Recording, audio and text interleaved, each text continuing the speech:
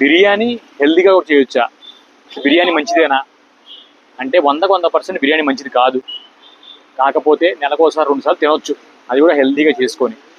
ఎలా ఈ వీడియోలో నేను చూపిస్తాను. రిఫైండ్ ఆయిల్ వాడలేదు, టేబుల్ సాల్ట్ ఇంట్లో లేక వాడా, కానీ టేబుల్ సాల్ట్ కూడా వాడకూడదు వాస్తవానికి. దాంతోపాటు కలర్స్ వాడలేదు, దాంతోపాటు మసాలాలు బయట నుంచి కొనలేదు. సో ఈ ఆర్టిఫిషియల్స్ ఏవైతే బయట నుంచి వస్తాయి అవన్నీ వాడకుండా మనం తయారు చేసుకుంటే బాగానే ఉంటుంది. అయితే దీంట్లో ఉంది ఏదల్లా ఒకటి ఏంటంటే బాస్మతి రైస్ బదులు వైట్ రైస్ వాడాను. ఇంకా దానికి మించి మనం ఏం చేయలేము, ఎందుకంటే పండగ వచ్చినప్పుడు పబ్బం వచ్చినప్పుడు నోటికి కొంచెం తినాలనిపించింది కాబట్టి మనకు తప్పదు అనుకున్నప్పుడే మనం బిర్యానీ తింటాం ఆనందంలో. సో అది తిన్నప్పుడు కూడా హెల్తీగా ఎలా తినాలి అనే దానికోసం ఈ వీడియో అండి. మన ఆరోగ్యమే మహాభాగ్యం, ఆరోగ్యం కాపాడుకుంటే మన వేల కోట్లు లక్షల కోట్లు మీరు దాచిపెట్టుకునేవన్నీ కూడా మీకు ఉపయోగం. ఆరోగ్యం ఉండేది అంతే వేస్టే కదా. సో హెల్త్ ముఖ్యం ఇక్కడ. సో హెల్త్తో పాటు మనం నోటికి బాగుండి ఎలా తినాలనేది వీడియో తప్ప, బిర్యానీ తింటే మాత్రం హెల్తీ అనేది మాత్రం ఈ వీడియో కాదు.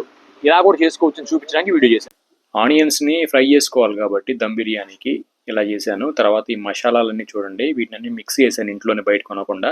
దాంతోపాటు కొబ్బరి, చిన్నుల్లిపాయలు, పచ్చిమిరకాయలు, కొత్తిమీర, పుదీనా, టమాటాలు, ఉల్లిపాయలు అన్నీ కలిపి మిక్స్ చేశాను. ఎందుకంటే అది దీనికి ఎక్కువ ఆయిల్ వాడడం కాబట్టి దీనికి గార్నిష్ కావాలని.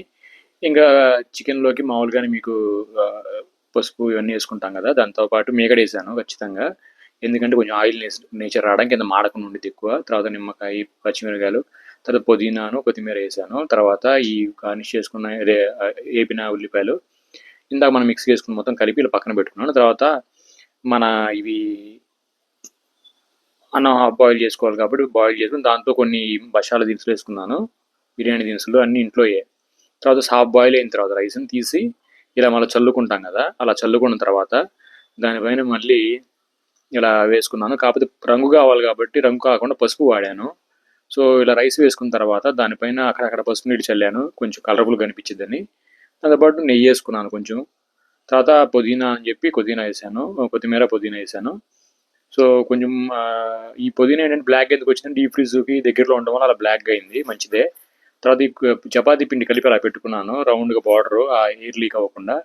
సో ఇట్లా ఒక హాఫ్ అన్ అవర్ కుక్ అయిన తర్వాత పైన వెయిట్ పెట్టుకొని మనకు స్మెల్ వస్తూ ఉంటుంది, స్మెల్ వచ్చిన తర్వాత సుమారుగా తీసేసాను. తర్వాత చూడండి మీకు అవి అలా కుక్కర్లో కుక్ అయినట్టు వస్తుంది అనమాట. చాలా ఫ్రెష్గా, చాలా నీట్గా ఉంది. ఇలా హెల్తీగా చేసుకొని తినొచ్చు బ్రహ్మాండంగా. దీనికోసం రిఫైండ్ ఆయిల్ వాడి అవి వాడి కూడా మన హెల్త్ పాడు చేసుకుంటున్నాం తప్ప, ఇలా హెల్తీగా చేసుకుంటే 90% అన్నీ బాగానే ఉన్నాయి. ఇంకెక్కడో ఒకటి అరా ఇంకా మనం దాన్ని ఏం చేయలేం కానీ, సో 90% మీకు హెల్తీగా ఉండేది ఇలా అయితే.